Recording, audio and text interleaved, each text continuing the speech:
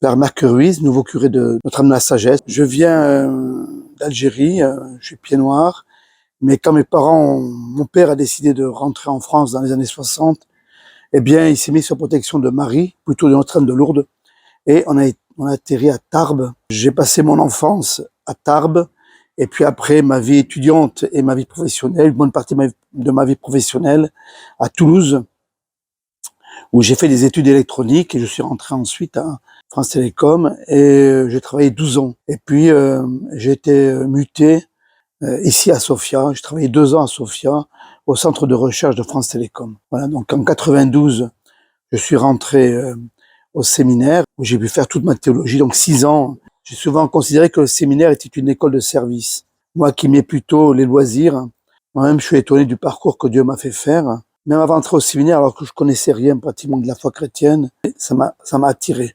Faire la volonté de Dieu, aimer le discernement, aimer l'accompagnement spirituel. Je peux pas vous dire pourquoi. Toujours est-il qu'à la fin du séminaire, eh bien, mes formateurs au séminaire de Paris m'ont dit, mais tu sais, tu devrais devenir formateur dans le séminaire parce que on sent que tu es fait pour ça. À un moment donné, je suis parti 6 mois à Montréal pour me former dans une congrégation qui s'occupe essentiellement de la formation des prêtres. Voilà. Je suis même parti aussi 6 mois à Washington. Et puis, je me suis dit, non, t'es pas fait pour être formateur dans les séminaires. Donc, je suis revenu dans le diocèse. J'avais écrit, je me souviens, à Monseigneur Bonfils, qui avait pris la peine de me téléphoner à Washington en me disant, mais reviens quand tu veux, il n'y a pas de problème.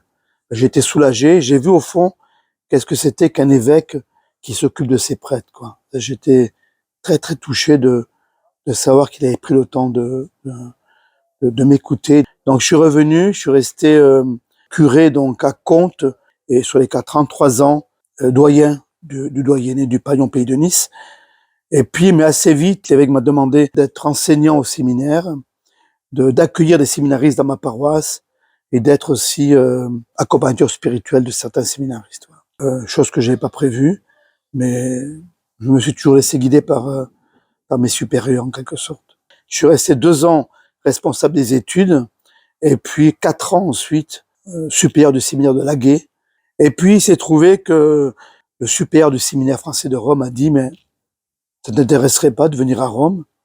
Moi, je savais pas trop. Hein. Et puis après, l'évêque, Monseigneur Sarmakale, m'a appelé en avril en me disant, voilà, on te propose d'aller comme économe, et puis comme numéro 2 du séminaire français. Où là, j'ai approfondi l'accompagnement spirituel, le discernement, former des prêtres, ça me passionne. Quoi. Et c'est là que Monseigneur Marceau, en lui parlant, je lui ai dit, mais vous savez, avant d'aller à Rome, qu'enfin m'avait accordé une année sabbatique. Et du coup, il m'a dit, ok, d'accord, proposez-moi des projets. Je lui ai proposé un projet, c'était aller à Lourdes, comme chapelain à la grotte. Et puis je voulais un peu étudier. Je savais qu'il y a une université un peu renommée en Suisse, c'est à Fribourg. J'avais l'adresse de l'évêque auxiliaire de Fribourg. Donc, j'ai simplement écrit une lettre en disant, voilà, l'évêque de Nice m'accorde une année sabbatique, donc je voudrais 2 choses, si c'est possible. Être à mi-temps en paroisse, pour retrouver la paroisse. Et à mi-temps aussi, je voulais savoir ce que c'était qu'être prêtre dans le monde de la souffrance, dans le monde de l'hôpital. Donc, je suis parti une année à Fribourg. Je logeais au séminaire de Fribourg, ça s'invente pas encore le séminaire. J'ai été à l'hôpital de Fribourg, dans l'hôpital psychiatrique, le monde aussi des personnes en fin de vie. Et tout ça, ça m'a permis de me comprendre qu'est-ce qu'un prêtre ou la présence du Christ au fond pouvait aider les personnes, soit qui allaient mourir, qui souffraient, ou les familles, tout simplement. Pour travailler à France Télécom, je travaillais 12 ans. Je voulais passer un concours important, mais il se trouve qu'en 15 jours, tout a échoué. Et donc, je me suis posé la question, mais qu'est-ce que je suis venu faire dans ce monde? Jusqu'à présent, j'étais plutôt attiré par le monde de la technique, effectivement, et puis par tout ce qui était loisirs. On partait un week-end en montagne, un week-end au bord de la mer, capotée sous-marine, tout ça. Et puis j'aimais beaucoup les voyages aussi. Sac à dos, on disait routard à l'époque. Et je peux pas dire que j'étais un pilier d'église. Ça ne m'intéressait pas en quelque sorte. Et puis tout de suite après, j'étais avec ma sœur et je lui ai dit, mais il me semble quand on était petit, souviens-toi, il y avait une bande dessinée, ça s'appelait Le Curé d'Ars.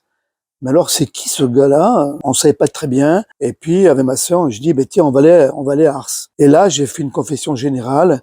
Et à la fin, le prêtre m'a dit, mais n'avez-vous jamais pensé à devenir prêtre? Inutile de vous dire que j'étais furieux. Je dis à ma sœur, mais elle est complètement fou, parce que jamais je deviendrai prêtre. Et puis après un combat de 3 ans à peu près, où je me suis battu contre Dieu, il lâchait pas le morceau. Et finalement, à un moment donné, on se dit non, quand même c'est ça. Et puis peut-être aussi que je commençais un peu à lâcher la technique. Puis je me suis dit, il y a quand même autre chose que la technique. Ça s'est fait petit à petit, à la fois avec la fermeté et la douceur de Dieu. Tous mes amis me disaient que j'étais quelqu'un qui aimait trop la liberté, etc.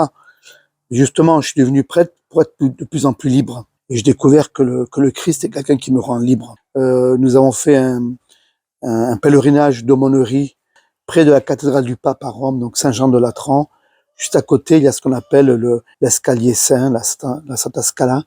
Et c'est l'escalier qu'a gravi Jésus au cours de sa passion, qui a été donc démonté à un moment donné de Jérusalem pour le transporter à Rome.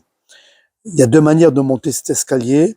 Soit vous prenez un escalier parallèle et vous payez, soit alors vous montez cet escalier à genoux, marche après marche. Moi, je dis aux jeunes, je dis, écoutez, moi je vais le faire, ceux qui veulent le faire, venez. Et arrivé là-haut, le responsable, le recteur du sanctuaire m'a dit, mais est-ce que vous les avez forcés pour monter? Moi, je dis non, pas du tout, ils ont accepté comme ça. Et il m'a fait ce compliment, j'ai jamais vu un groupe comme ça de jeunes, aussi silencieux, aussi priants, aussi concentrés sur leur prière. Il nous a dit ensuite, écoutez, pour le reste de la visite, je vous le fais gratuit, tellement j'étais étonné. Moi, ça faisait que 3 ans que j'étais curé de la paroisse Saint-Pons. Et donc, il n'y avait aucune raison que je change. Peu à peu, d'abord est venue l'idée qui était en moi, qui m'a dit, tu vas quitter cette paroisse. Je disais, mais c'est idiot. Et puis, assez vite, 15 jours après, c'est, tu vas aller à Sofia. Il y a des choses qui se passent dans le profond de notre cœur, entre Dieu et nous. Et il faut que ça reste secret pour pouvoir mûrir et pour être libre intérieurement. J'avais dit quelque chose, j'aurais pu être libre. Petit à petit, disons, les regards se sont tournés vers moi et en me disant, toi, Marc, ça te dirait d'aller à Sofia? Alors moi, j'ai fait l'anguille, oui, non, non, oui. Et puis après, c'était évident que je devais dire oui. Le 2 juin, on avait le conseil. Je vois un des prêtres qui devait changer de paroisse. Et en le regardant, je me suis dit, ah ben lui, il a pas de bol parce que il va passer l'été à faire des cartons. 1 heure après, c'est moi qui étais en train de me dire comment je vais faire pour faire mes cartons avec tout le travail que j'ai à droite à gauche. Donc voilà, c'est un peu l'humour de Dieu. Dans toutes les nominations où j'ai été, j'ai toujours été heureux. Donc il n'y a pas de raison pour que je sois malheureux si je viens ici. L'évêque ne m'a pas forcé. Il m'a même demandé, mais est-ce que vous acceptez? Bien sûr. Moi, comme principe de base, c'est-à-dire c'est l'obéissance à l'autorité. Si vous regardez le Christ, il a toujours obéi à son Père.